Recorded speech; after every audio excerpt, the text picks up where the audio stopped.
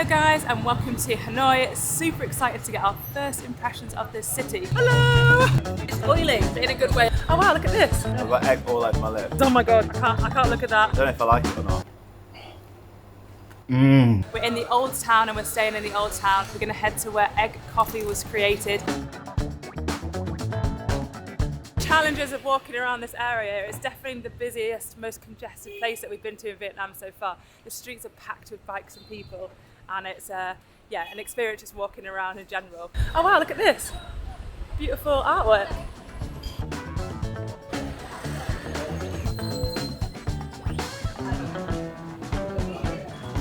So we've headed to Cafe Giang, which has been open since 1946, it says on its sign, and it's meant to be the place where egg coffee originated. We've opted for the balcony seats, which is a win, even though it's extremely hot, but it's very, very popular, very busy indoors. I did see, I don't know if anyone wants to try it online, that they do an egg coffee with beer.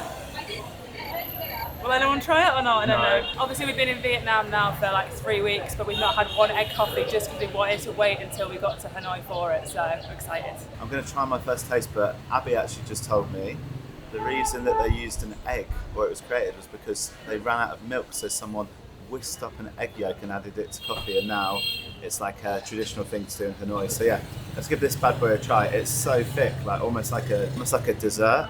Like it's not moving when I do this. I've got egg all over my lip. Yeah.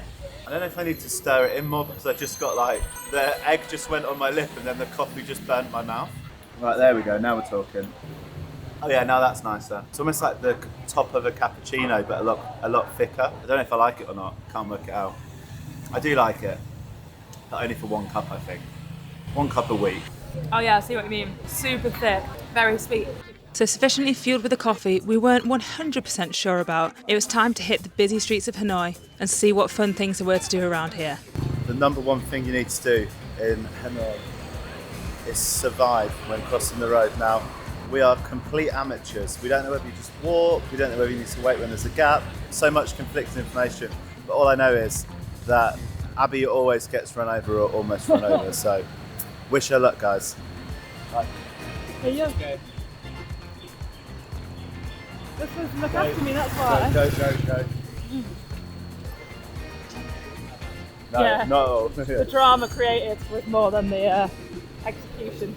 We've just arrived at, I think it's pronounced Hon Kaim Lake, which is probably about a 10-minute walk from the old quarter, which is where 90% of backpackers and travellers stay. You can have a little mooch around it, and it's got a temple in the middle, so I think we do need to pay to get into that, but let's go and have a look since we're here. Okay, so I don't actually know what the temple's called. There's a lot of different writing on here and it's all in Vietnamese, but what I do know is that it costs 50,000 per person, which is $2, almost £2. So we've got some very traditional music playing as well, which is quite dramatic. Adding to the effect, isn't it? Yeah, it's adding to the effect, and then obviously the stunning view out to the lake as well, so it's got a nice atmosphere to it for sure. So what's interesting about this place is it's not based around a religion, it's based around the spiritual life of Vietnamese people. So you've got tons of like traditional Vietnamese architecture, and we're going to learn about their like spirituality and their values. And apparently people come here to pray for good value and peace of mind. Hello. You want to be stroked or not? Yeah.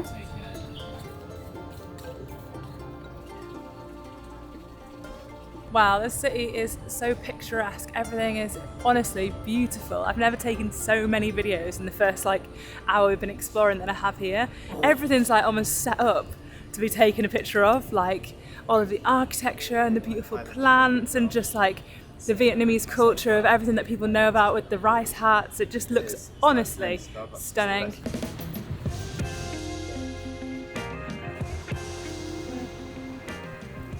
Okay. We wanted to grab one of these as a novelty, the guy that cycles you round. It's 150,000, we're going to head to Train Street, which I think is probably a bit inflated, but it's for the fun, isn't it? Although we did get scammed in Indonesia to get one of these, so let's hope we don't have the same in Vietnam. Are you getting in? Yeah. Move up. Ready? Let's go. Woo-hoo! Here we are on one of the... It's like their version of it. Ah, thank you. Oh, there's a fan. Ooh, Whoa, we got a fan. Hello. What's your name? Hi. Hi. Yeah. Hi. There we go. Are you loving it, Gus? Good. I am, yeah. Very good. Very good. This is fun. Easy to forget when you're in the old town that when you go outside of it, that it's just proper normal, actual built-up city. Like we're on a 3-4 lane road right now. There's a KFC in front of us, a 5-story building, whereas obviously in the old town it looks really old. But actually it's a working, very, very well-established city, isn't it?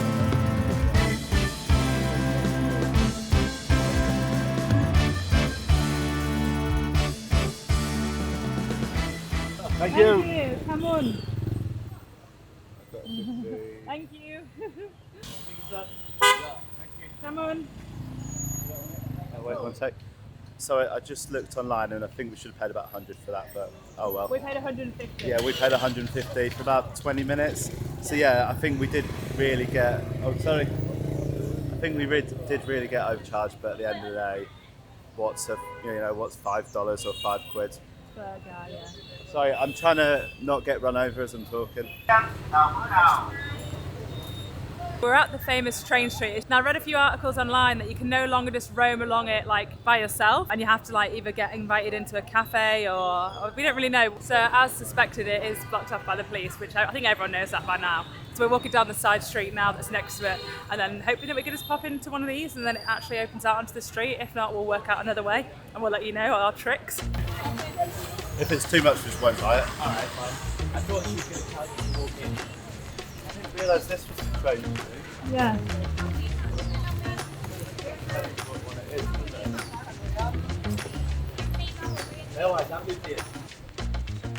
I mean, I don't really know what's happening, do you? Right. We can see there's people looking. Yeah?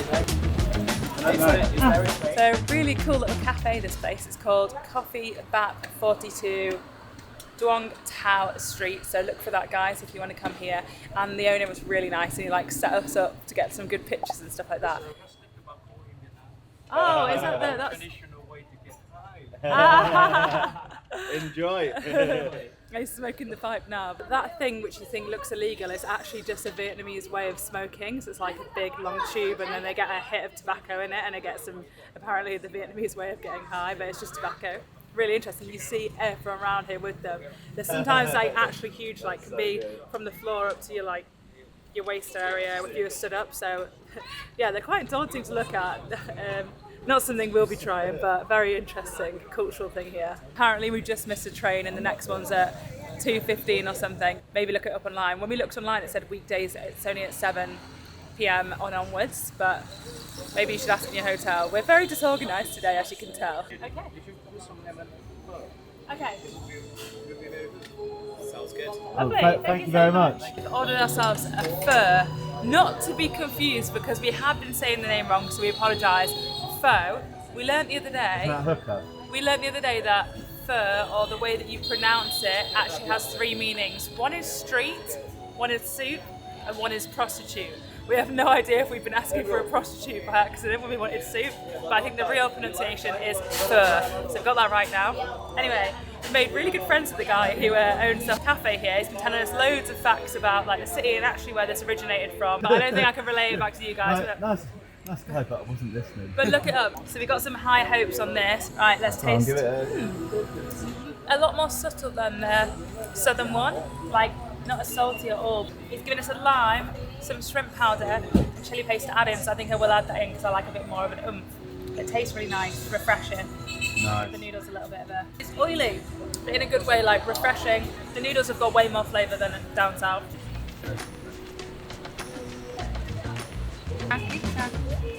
Okay.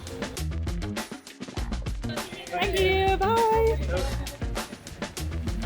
No, it's fine. No, Thank don't you. worry. I mean, yeah, massive tourist trap.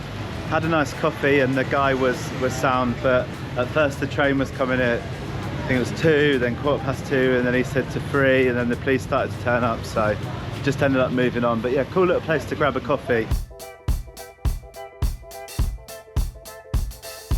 I genuinely thought this city was going to be crazy energy, and it is, but it's also filled with so many beautiful places. I was so surprised at the amount of picturesque locations we stumbled upon, but as it happens in Asia, when roaming the streets you sometimes come across something you don't want to see. So we're just walking to our next destination and Joel goes, oh my god, I can't look at that, and I look and it's a full-on spit roasted dog, like a pig, like with a brown crispy skin, little tail, and there was like 6 of them all piled up on our table, and they're just about the side of this main road here.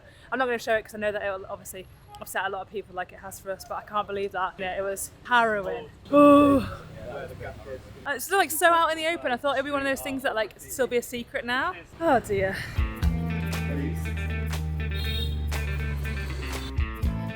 The place where we're getting our banh mi is called Banh Mi Hoi An or Banh Mi Bread, and I've gone for a special sandwich, which is pork, sausage, fried egg, pate, all the fillings, loads of sauces, and you can add more meat for 10, and trust me, this place is absolutely banging. There's a little bit of controversy about Banh Mi 25, which a lot of people say, but I think this one's better.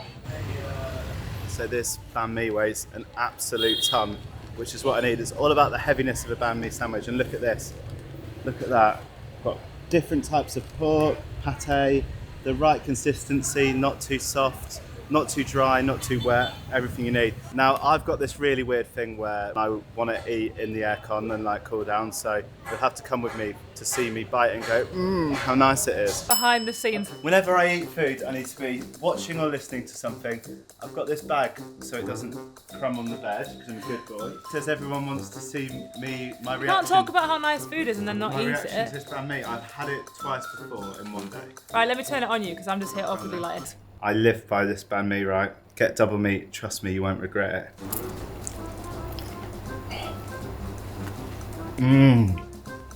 Yeah, that enthusiasm's good. No, it was just banging. But anyway, hope you've enjoyed this video. We've actually really enjoyed walking around and doing it. We were just saying off camera like how much fun we've actually had today. It's been solid, and yeah, love the vibe of Hanoi so far. Make sure you come back for our next video. Give us a comment, like, subscribe and all of that, and yeah, buy our planner, thanks.